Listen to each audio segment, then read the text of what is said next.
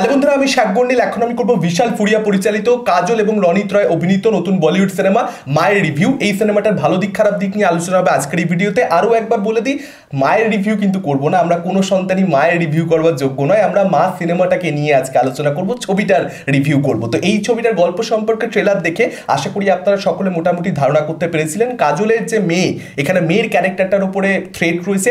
একটা গ্রাম রয়েছে যেটা পৈতৃক বাড়ি আর কি এই বাচ্চা মেয়েটার, এবং সেখানে সে কোনোভাবে যাচ্ছে। কেন যাচ্ছে, কি বৃত্তান্ত, আপনারা ছবি দেখলে বুঝতে পারবেন। এবং যাওয়ার পরবর্তীতে সে বুঝতে পারছে যে এই গ্রামে কোনো এক কালো পুরনো অধ্যায় রয়েছে যেটার সঙ্গে বেসিক্যালি এই মেয়েটার লাইফটা কানেক্টেড। এবার সেই কানেকশনটা এক্স্যাক্টলি কি, এবং এই গ্রামে একটা বৃক্ষের মধ্যে যে ভূত অধিষ্ঠিত রয়েছে তার অ্যাকচুয়ালি টার্গেটটা কি, সে কেন বাচ্চা মেয়েরা যাদের পিরিয়ড স্টার্ট হচ্ছে তাদেরকে অ্যাটাক করছে, এই সব কিছুর পেছনে আসল রহস্য কি, এবং শেষ অবধি মা সন্তানকে অর্থাৎ কাজলের ক্যারেক্টার তার সন্তানকে রক্ষা করতে পারে কিনা, যাবতীয় জানতে গেলে আপনাদেরকে এই ছবিটা হলে গিয়ে দেখে নিতে হবে। আমি যা যা বললাম ট্রেলারের মধ্যে কিন্তু সেই সব কিছুই অ্যাকচুয়ালি গিভঅ্যাওয়ে করে দিয়েছিল মেকাররা, কোনো কিছু কিন্তু তারা খুব একটা বেশি লুকিয়ে রাখেনি। তো সেই জায়গা থেকে আপনাদের জন্য কিছু নষ্ট হয়নি। এখন এই ছবিটার মধ্যে ভালো কি খারাপ কি, দেখুন শায়তানের এক্সপেকটেশন নিয়ে আমি হলে গেছি, এবং যেহেতু অজয় দেবগনের একটা প্রডিউস করা ছবি এবং শায়তানের সঙ্গে একটা কানেকশন, মেকাররা প্রমোশনে বারবার আর মাধবনকে ইউজ করেছে, সেই জায়গা থেকে একটা সার্টেন কাইন্ড অফ এক্সপেকটেশন যখন আপনি রাখেন,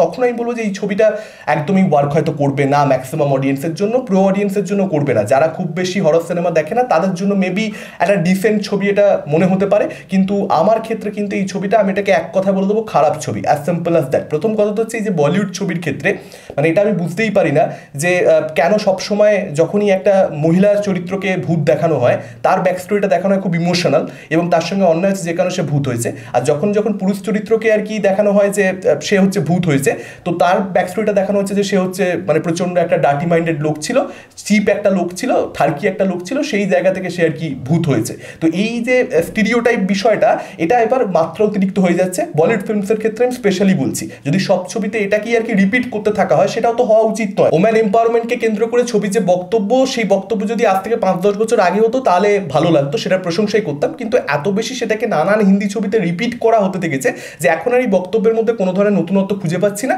এবং বক্তব্যের মধ্যে নতুনত্ব না থাকলেও একটা খুব ভালো ছবি হতে পারে যদি সেটা বোর না করে আপনাকে, যদি সেটা একটানা আপনাকে ধরে রাখতে পারে, জুড়ে রাখতে পারে, যেটা শায়তানের মতন ছবির ক্ষেত্রে হয়, একটা edge of the set thriller, সেই জিনিসটা এই ছবির ক্ষেত্রে হয়নি। এটা প্রচন্ড বোরিং একটা ছবি হয়েছে। অ্যাটলিস্ট আমাকে তো যথেষ্ট ছবিটা বোর করেছে। আমি অডিয়েন্সের কথা বলতে পারবো না, আপনাদের জন্য এঙ্গেজিং হতেও পারে।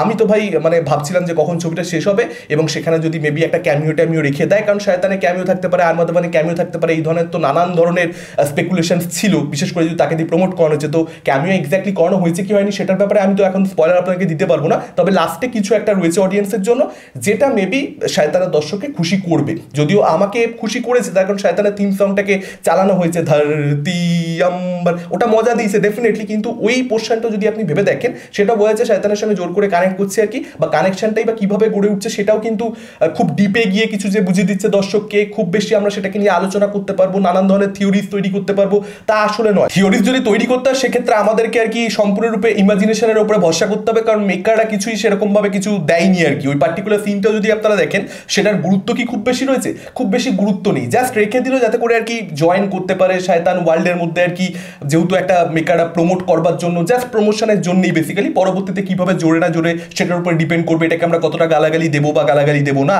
এখন যেটা ছবিটার ক্ষেত্রে মূল কেসটা হয়ে গেছে এই যে ভাস, সেটার অ্যাকচুয়ালি রিমেক ছিল হচ্ছে শায়তান, যে কারণে শায়তান এত বেশি ভালো লেগে যাচ্ছে। এবার যেহেতু এই ছবিটা মানে কোনো অরিজিনাল একটা বাইরের ছবি সেটাকে কপি করে বানানো, রিমেক করে বানানো, যেহেতু সেরকম কোনো কেস নয়, যে কারণে এই ছবিটা স্ক্রিন প্লে লেভেলে বিশাল ভুগেছে। মানে এখানে সেরকম কোনো ইন্টারেস্টিং প্লট পয়েন্টই নেই কোনো জায়গাতেই। ছবিতে আমাকে যে বিশাল শক দিয়ে দিয়েছে বা হরর সিনগুলোতে বিশাল যে ভয় পাচ্ছি তা নয়। হ্যাঁ, ডেফিনেটলি কিছু হরর সিন রয়েছে যেগুলো শুট ভালোভাবে করেছে, কিছু কিছু জায়গাতে আমি বলবো ভিএফএক্স এর কাজ ভালো, কিছু কিছু জায়গাতে আবার ডাল, কিছু কিছু জায়গাতে সেটা একটু চোখে লাগে। মিউজিকের কাজ এখানে কিছু জায়গাতে বেশ ভালো, কিছু জায়গাতে আবার অ্যাভারেজ ঠিকঠাক, সব জায়গাতে যে প্রচন্ড ভালো হয়েছে সেটাও বলতে পারবো না।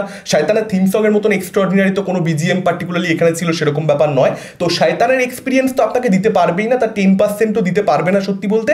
যদি 10%ও দিতে পারতো তাহলেও বোধহয় এই ছবিটাকে নিয়ে কিন্তু একটা আলাপ আলোচনা মানুষজনদের মধ্যে রয়েছে। মানে এখন ভালো রিভিউজ বেরিয়ে গেলেই প্রচুর পাবলিক টিকিট কাটবে শনিবার রবিবারে, কিন্তু আমার মনে হচ্ছে না যে সেই জিনিসটা হওয়া খুব একটা সম্ভব আর কি। যদিও নারী কেন্দ্রিক প্যাসেজ যেহেতু রয়েছে, যে কারণে মেবি চলেও যেতে পারে। আমরা দেখতে পাই যে এই ধরনের ছবি বক্তব্যের জন্য অনেক ক্ষেত্রে চলে যায়, বাজে ছবি হলেও।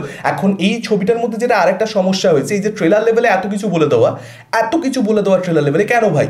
তোমার প্রথম কথা হচ্ছে যে গল্পটাই হচ্ছে এমন একটা গল্প যেটা টিপিক্যাল গল্প, ঠিক আছে? এই ধরনের গল্প আমরা দেখে ফেলেছি অলরেডি। এমন কিছু এটা গল্প নয় যেটা একেবারে বিশাল কিছু শকিং, না, একেবারেই সেটা নয়। ব্যাক স্টোরি ওটা টিপিক্যাল আছে। এবার সেটা তাহলে তুমি ট্রেলারের মধ্যে এতটা দিয়ে দিচ্ছ কেন? মা কালীর যে বিষয়পত্রগুলো সেগুলো ট্রেলারের মধ্যে তুমি রিভিল করছো কেন? কেন হিন্ট দিচ্ছ দর্শককে? কিছু তো ভাই ক্লাইম্যাক্সের জন্য বাঁচিয়ে রাখো। একটা আলটিমেট যে টুইস্ট রয়েছে সেই টুইস্টটা প্রচন্ড বেশি প্রেডিক্টেবল। প্রথম মোমেন্ট থেকে ছবিতে সেটা প্রো অডিয়েন্স অ্যাটলিস্ট বুঝতে পারবে। তো টুইস্টটা ওয়ার্ক করে না, এক জায়গাতে গল্পে ঘুরেই যাচ্ছে, এগোচ্ছেই আর না। পরিষ্কার হয়ে যাচ্ছে যে গল্পে ডেপথ নেই। আইডিয়াটা ছিল জাস্ট সেটাকে নিয়ে একটা আর কি ছবি করে দিয়েছে। তো একটা খুবই পুয়ার অ্যাটেম্প্ট, ভীষণ একটা খাজা অ্যাটেম্প্ট হয়েছে। এবং এই ছবিটার মধ্যে প্রশংসা করবার জন্য আমাদের সত্যি কিছু নেই। ইমোশন যদি ওয়ার্ক করতো তাহলে মেবি ছবিটা একটু বেটার লাগতে পারতো। ইমোশনস তো ওয়ার্ক করছে না। মায়ের সঙ্গে মেয়ের সম্পর্কের ডেভেলপমেন্ট দেওয়ার খুব যে প্রচেষ্টা ছিল তাও আমি বলতে পারবো না। যে সিনগুলো দেওয়া হয়েছে সেগুলো যে খুব বেশি করে ওয়ার্ক করে তা নয়। ছবিটা যখন শুরু হয়েছে না তখনই আপনি বুঝতে পারবেন যে ছবিটাতে গন্ডগোল হয়ে গেছে। মানে অ্যাকচুয়ালি যেখানে মানে 20 মিনিটের মাথায় 15 মিনিটের মাথায় গিয়ে যে ইভেন্টটা ঘটছে সেখান থেকে অ্যাকচুয়ালি ছবিটা মানে যে ইভেন্টের জন্য অ্যাকচুয়ালি মা এবং মেয়ে যেতে বাধ্য হচ্ছে এই পার্টিকুলার এলাকাতে, সেখান থেকে ছবিটা শুরু হওয়া উচিত ছিল। কিন্তু ছবিটা তার অনেক আগে থেকে শুরু হয়। তো আরামসে কম্প্যাক্ট করা যেতে পারতো, আরো ফাস্ট পেসড একটা ছবি ডিমান্ড করছিল। হরর থ্রিলার, আপনি যখন শয়তানের কথা আপনি যখন বারবার প্রমোশনে বলছেন তাহলে সেই অনুযায়ী আপনার ছবিটা বানানো উচিত, সেই অনুযায়ী ছবিটা আপনার এডিট করা উচিত। আদারওয়াইজ আপনি প্রমোশনে ওটাকে ইউজ করছেন কেন? এক তো জোর করে করছেন, জোর করে করলে তাহলে ছবিটার মধ্যে কিছু তো দিন দর্শককে। আর বাংলা যদি বলাতে হয় তাহলে একটু বাংলা প্রপারলি বলান। এরকম তো না যে হিন্দি অ্যাক্টার্স, আপনি বাঙালি অ্যাক্টার্স প্রচুর কাস্ট করেছেন। দিব্যেন্দু বাবুকে কাস্ট করা হয়েছে, রনিত বাবুকে কাস্ট করা হয়েছে, তারা কি বাংলা বলতে পারে না? কাজল নিজে বাংলা বলতে পারে, চাইলে আরো বেটার বলতে পারে, কিন্তু তাদেরকে একটা সার্টেন ওয়েতেই বাংলা বলানো হচ্ছে, অদ্ভুতভাবে বাংলা বলানো হচ্ছে। ঠিক আছে, মানে হতে পারে সেটা বাইরের ছবিতে, হিন্দি ছবিতে সবসময় যে বাংলা খুব প্রপারলি বলানো হবে তা নয়। আর একটা হচ্ছে যে ইন্টেনশনালি করানো হচ্ছে, ইন্টেনশনালি একটা মেকি ব্যাপার বাংলা বলার মধ্যে। একটা হয় যে ঠিক আছে হিন্দি অ্যাক্টর বলতে পারছে না, যথেষ্ট এফোর্ট দেয়নি, পরিশ্রম করেনি, করা উচিত কিন্তু করেনি, সেটা আলাদা বিষয়। এখানে আমার মনে হচ্ছে বাঙালি অ্যাক্টরটা কেন উল্টোপাল্টা বলছে, আমি তো সেই জিনিসটা আমাকে ক্লিয়ারই হলো না। তো আমার মনে হয় যে যদি বাঙালি ক্যারেক্টারকে তুমি প্রপার বাংলা বলাবে না, শুদ্ধ বাংলা বলাবে না, তাহলে অ্যাটলিস্ট হিন্দিটাই বলিয়ে দাও, ঠিকঠাকভাবে হিন্দি বলিয়ে দাও।